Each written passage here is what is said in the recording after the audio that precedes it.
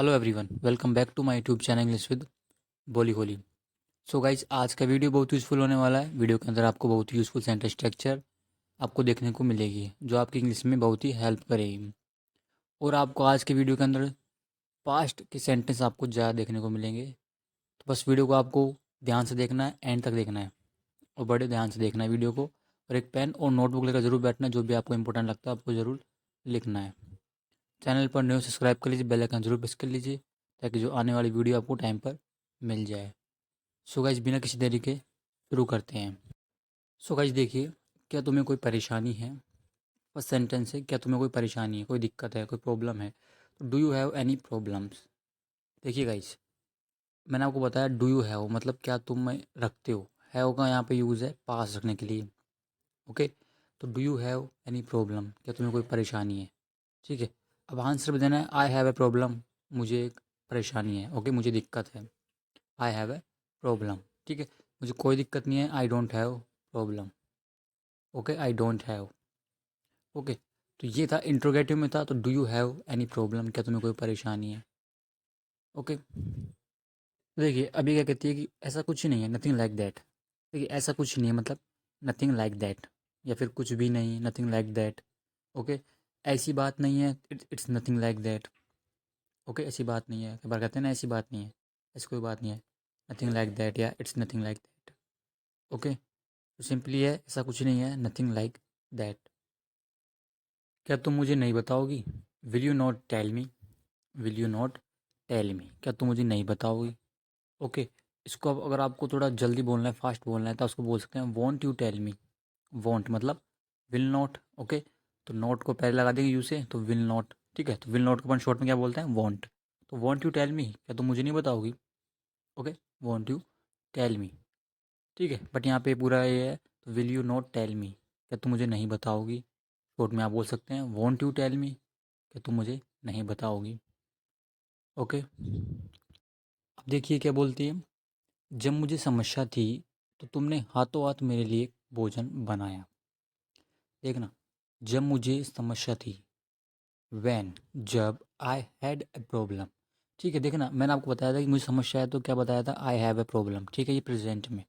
ठीक है, तब इसका पास्ट बनाएंगे तो हैव का हैड हो जाता है। Okay, I had a problem. Okay, मुझे समस्या थी, आई had a problem, when I had a problem you immediately cooked for me. Immediately मतलब तुरंत, हाथों हाथ, फटाफट से। ओके, तो you immediately adverb, cooked, cook मतलब पकाना, भोजन पकाना। तो यू इमीडिएटली कुक्ड फॉर मी, तुमने हाथों हाथ मेरे लिए भोजन बनाया, पकाया। तो यहाँ पर आप इमीडिएटली की जगह एट वंस बोल सकते हैं। एट वंस का मतलब ही तुरंत, या फिर क्विकली, इंस्टेंटली। ओके, ये यूज़ कर सकते हैं। जैसे क्या बोल सकते हैं, you cooked for me at once. Okay, तुरंत मेरे लिए खाना बनाया। ओके, तो when I had a problem you immediately cooked for me.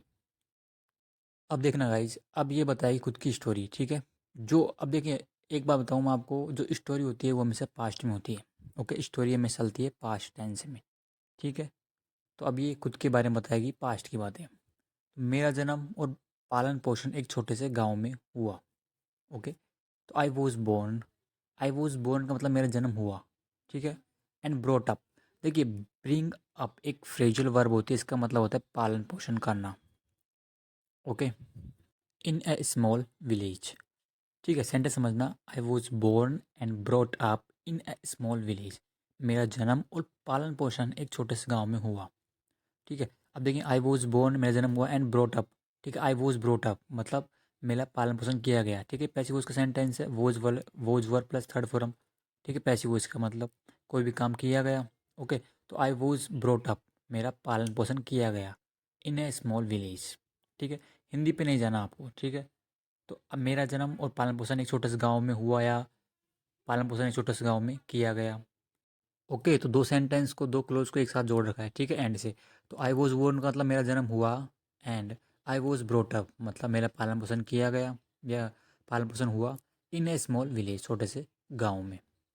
Okay, मुझे वहाँ एक लड़के से प्यार हो गया। I fell in love with a boy there. Okay, देखिए, fall in love with someone. Okay, ये कई बार आया, मैंने आपको बताया भी है। इसका मतलब किसी के प्यार में पड़ना। ओके, किसी से प्यार हो जाना। ओके, जैसे कि आप सामने वाले को बोल सकते हैं, कोई लड़की है तो आप बोल सकते हैं I fell in love with you. Okay, मैं तुम्हारे प्यार में पड़ गया हूँ या मुझे तुमसे प्यार हो गया है। ओके, मुझे उससे प्यार हो गया है, मैं उसके प्यार में पड़ गया हूँ, तो आप बोल सकते हैं I fell in love with her. Okay, ठीक है। तो फेल सेकंड फॉर्म है, फॉल फर्स्ट फॉर्म है। ठीक है, तो I fell in love with a boy. मुझे एक वही लड़के से प्यार हो गया, देयर मतलब वहाँ। ओके, तो I fell in love with a boy there. लेकिन क्योंकि हम अलग अलग जातियों से थे, but since we were from different caste. ठीक है, तो बट सिंस का यूज़ आप एक क्योंकि के लिए भी करते हैं। ओके, तो but since we were from, देखिए अब पास्ट का है। जैसे आई एम फ्रॉम मतलब आई एम फ्रॉम जयपुर। ठीक है, मैं जयपुर से हूँ। ओके, तो I am from Jaipur. I am from different cast, मैं अलग जाति से हूँ। Okay, I am from different house, मैं अलग घर से हूँ। ओके, तो से हूँ। ठीक है, तो we were from different caste, हम अलग जातियों से थे। ठीक है, पास्ट का है इसलिए वी, सॉरी वर आया है। ओके, सब्जेक्ट है वी, इसलिए वर आया है। ओके, तो we were from different caste, हम अलग जातियों से थे या हम अलग अलग जातियों से थे। ओके, लेकिन क्योंकि हम अलग जातियों से थे, but since we were from different castes, हमारे परिवार हमारी शादी के लिए सहमत नहीं थे। समझना, सब्जेक्ट देखिए आर फैमिलीज, मतलब हमारे परिवार और families didn't consent to our marriage. अब देखिए एक वर्ड है कंसेंट, मतलब होता है सहमति। ठीक है, एज ए वर्ब, सहमत होना। ओके, तो इसका सिनोनिम्स हो सकता है एग्री, एग्री मतलब सहमत होना, या फिर अकॉर्ड, ACCORD अकॉर्ड। ओके, तो एग्री और अकॉर्ड सिनोनिम्स है। ओके, कंसेंट मतलब होता है सहमत होना। ठीक है, तो हमारे परिवार सहमत हमारे परिवार हमारी शादी के लिए सहमत नहीं थे। ओके, तो आर फैमिली डिडेंट, डिडेंट मतलब पास्ट का है। ठीक है, डिडेंट फर्स्ट फॉर्म आएगी कंसेंट। ठीक है, एग्री यूज कर सकते हैं आप इस जगह। Our family did not agree to our marriage. Okay, तो our families didn't consent to our marriage, हमारी शादी के लिए वो सहमत नहीं थे। खतरनाक जाति व्यवस्था के कारण, because of the dreaded caste system. अब देखना यहाँ पे दो चीज़ सीखने को मिलेगी आपको। एक ड्रेडेड, ड्रेडेड एक एडजेक्टिव है, इसका मतलब होता है खतरनाक या भयानक। ओके, इसको सिनोनिम्स हो सकते हैं ऑफुल, डायर, ड्रेडफुल। ओके, ये सिनोनिम्स हो सकते हैं। ठीक है, और उसका मैंने अर्थ बताया खतरनाक, भयानक, खूंखार। ओके, तो because of the dreaded caste system, खतरनाक जाति व्यवस्था के कारण। बिकॉज ऑफ यू, तुम्हारे कारण। बिकॉज ऑफ मी, मेरे कारण। ओके, तो because of the dreaded caste system, ठीक है, मतलब इस जाति व्यवस्था के कारण हो जाएगा। ओके, जैसे कि ड्रेडेड डिजीज मतलब खतरनाक बीमारी, ड्रेडेड मोमेंट भयानक क्षण, ड्रेडेड इवेंट भयानक घटना। ओके, ठीक है, तो ये थोड़ा ध्यान रखना। नेक्स्ट देखिए, हम घरों से साथ भागकर इस शहर को आ गए। We eloped from our homes and came to this city. देखिए एक वर्ड आया यहाँ पे इलोप। देखिए इलोप का मतलब होता है भागना, साथ भागना, भाग कर शादी करना, घर से भाग जाना। ठीक है, जो इसका अर्थ होता है जैसे कि to run away with a lover. ठीक है, और इनका इंटेंशन होता है शादी करने का। ओके, जैसे लड़का लड़की भाग जाते हैं तो इलोप, जैसे दे इलोप्ड मतलब वे भाग गए। ठीक है, उनका इंटेंशन होता है शादी करने का बाद में। ठीक है, तो we eloped from our homes and came to this city. ठीक है, इसका अर्थ ये भी निकाल सकते हैं आप हिंदी में कि हम घरों से भागकर हमने शादी की। ओके, तो we eloped from our homes and came to this city, और इस शहर को आ गए। ओके, तो देखिए मैंने आपको बताया पास्ट में चल रहा है तो सेकंड फॉर्म का यूज़ हो रहा है। ओके, तो we eloped from our homes and came to this city. भले ही हमारा घर यहाँ महल नहीं था। ओके, कहने का मतलब है भले ही हमारा घर महल नहीं था। इवन दो, इवन दो का मतलब हो गया भले ही। ठीक है, इट्स ए कंजंक्शन। ठीक, कंजंक्शन है। इवन दो भले ही our house here wasn't, wasn't a palace. Palace मतलब हो गया महल। ओके, तो even though our house here wasn't a palace, भले ही हमारा घर यहाँ महल नहीं था। एक दो एग्जाम्पल देख लीजिए इवन दो के। जैसे कि even though the watch was expensive I bought it. भले ही घड़ी बहुत महंगी थी लेकिन मैंने वो उसको खरीदी। एक और एग्जांपल देखिए, जैसे कि even though the workers worked around the clock the breeze was not completed on time. भले ही कामगारों ने दिन रात काम किया। अब देखिए, अराउंड द क्लॉक मतलब होता है दिन रात। ओके, दिन रात, अराउंड द क्लॉक मतलब दिन रात। ठीक है, फिर भी the bridge was not completed on time, समय पर पूरा नहीं बना। ओके, तो इवन दो मतलब हो गया भले ही। और भले ही मेरा पति राजा नहीं था, and even though my husband wasn't a king. ठीक है, वॉजेंट मतलब वॉज नॉट। ओके, तो वही सेंटेंस है, भले ही मेरा पति राजा नहीं था, even though my husband was not a king. Okay, मैं अपने घर में रानी की तरह रहती थी। I lived like a queen in my house. Okay, अब देखिए सेकंड फॉर्म को यूज़ हुआ है और आपने पढ़ा होगा कि पास्ट इंडेफिनेट में ता है ती है सेकंड फॉर्म को यूज़ करते हैं। ठीक है, या फिर आप इसकी जगह वुड का भी यूज़ कर सकते हैं। ओके, वुड का यूज़ भी अगर अपन पास्ट के लिए कोई काम करता था उसके सेंस में करते हैं। जैसे कि व्हेन आई वॉज किड, मैं जब छोटा था। ठीक है, मैं जब छोटा था तो मैं मंदिर जाता था। When I was kid I would go to temple. Okay, I would go to temple. ठीक है, या फिर आप यूज टू का यूज़ कर सकते हैं, जाया करता था तो when I was kid I used to go to temple. Okay, अब आपको याद रखना है, अब अगर आप पास्ट में कोई बातें बता रहे हैं, ठीक है, तो वुड के आगे आपको वर्ब की फर्स्ट फॉर्म लगानी है। ओके, पहले सेंटेंस को आपको स्टार्ट करना है, जैसे कि व्हेन आई वॉज किड। ठीक है, तो मैं वहाँ जाता था, वहाँ वो करता था, वो करता था। ठीक है, उसके बाद आप वुड वुड से सेंटेंस बनाते रहिए, कोई दिक्कत नहीं है। ठीक है, जैसे कि एग्जाम्पल समझना, when I was kid, okay, जब मैं बच्चा था। ओके, तो I would go to school, मैं स्कूल जाता था। आई वुड प्ले, मैं खेलता था। ओके, तो इस तरह आप वुड का यूज़ करके आप सेंटेंस बना सकते हैं। ओके, ठीक है, तो लिव्ड सेकंड फॉर्म से इसके बनता है, तो I lived like a queen in my house, मैं अपने घर में रानी की तरह रहती थी। उसके पास ज़्यादा पैसे नहीं थे, फिर भी वो मेरी बहुत अच्छे से ध्यान रखता था। देखना ना गाइस, उसके पास ज़्यादा पैसे नहीं थे। He didn't have much money. He didn't have much money. ठीक है, उसके पास ज़्यादा पैसे नहीं थे। देखिए, अगर ये ऐसे होता उसके पास ज़्यादा पैसे नहीं है तो क्या बनता, he doesn't have much money. Okay, present में डूडस का यूज प्रेजेंट में होता है। पास्ट में कर दिया, पैसे नहीं थे। ठीक है, तो ही डिडेंट हो जाएगा। ठीक है, he didn't have much money, उसके पास ज़्यादा पैसे नहीं थे, मच मतलब ज़्यादा पैसे नहीं थे। फिर भी यट, ठीक है, कंजंक्शन यूज किया, यट फिर भी। He took very good care of me. Take care of सुना है आपने, टेक केयर ऑफ। ठीक है, मतलब ध्यान रखना, देखभाल करना। ठीक है, जैसे टेक केयर ऑफ मी, ही टुक, अब यहाँ पे सेकंड फॉर्म का यूज हुआ है। ठीक है, तो वह, ही टुक वेरी गुड मतलब बहुत अच्छा, केयर ऑफ मी मेरा बहुत अच्छे से ध्यान रखता था। ओके, अब मैंने आपको बताया यहाँ पर आप वुड का यूज़ कर सकते हैं। कैसे, he would take very good care of me, इस तरह आप बोल सकते हैं। क्योंकि अब मैंने बताया था आपको, वुड का यूज़ कोई भी काम करते थे आप, तो आप वुड का यूज़ करके आप सेंटेंस बना सकते हैं। इस तरह आप बोल सकते हैं वुड का यूज़ कर करके। हाँ, और एक बात, आप सीधे ही वुड का यूज़ नहीं करना है आपको। वुड का यूज़ करने से पहले आपको बताना पड़ेगा कि आप कोई बात उसको बता रहे हैं।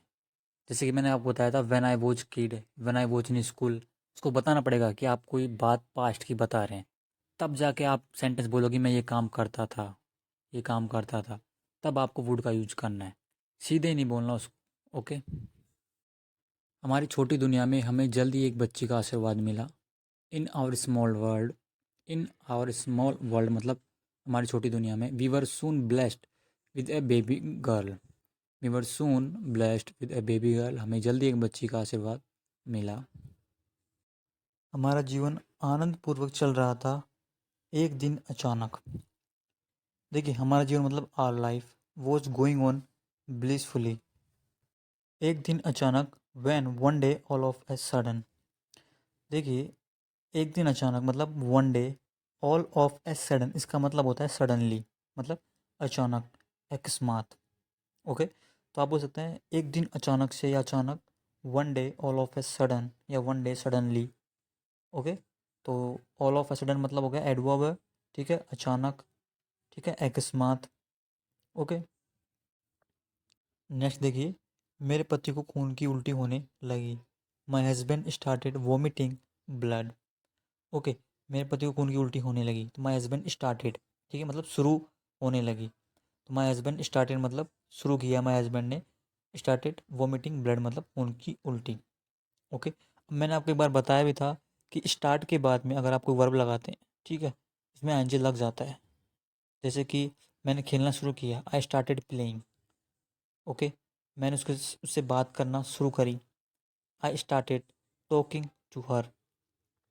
ओके, इस तरह।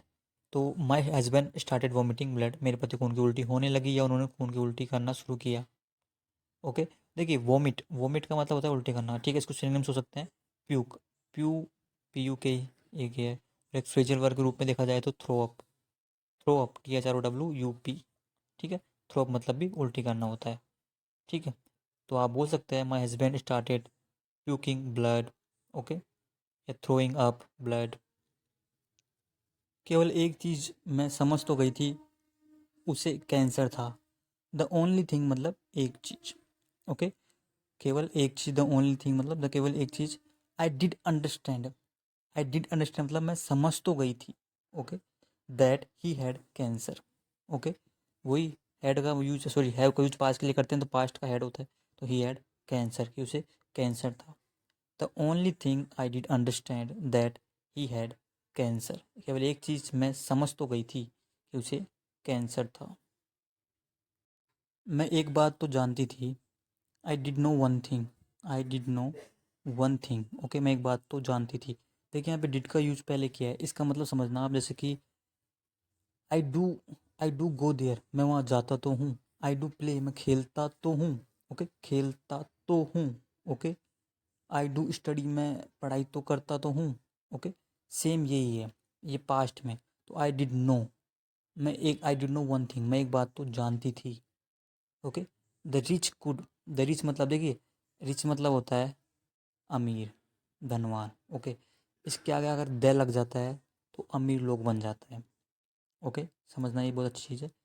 रिच मतलब होता है अमीर, और इसमें द लगते ही मतलब अमीर लोग, धनी लोग। ओके, तो सब्जेक्ट बन गया the rich. Okay, the rich could live at least for some time, कहने का मतलब है अमीर लोग कम से कम कुछ समय के लिए जीवित रह सकते थे।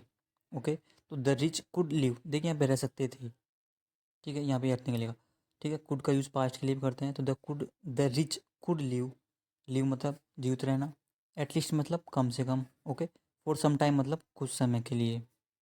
ओके गाइस, तो सेंटेंस पूरा था, मैं एक बात तो जानती थी कि अमीर लोग कम से कम कुछ समय के लिए जीवित रह सकते थे। I did know one thing, the rich could live at least for some time. Okay, तो गाइस आज की वीडियो में सेंटेंस थे, एंड आई होप आपको सेंटेंस से ये वीडियो यूज़फुल लगा होगा। अगर यूज़फुल लगा तो वीडियो को ज़रूर शेयर करिए, और एक like, and thanks for watching.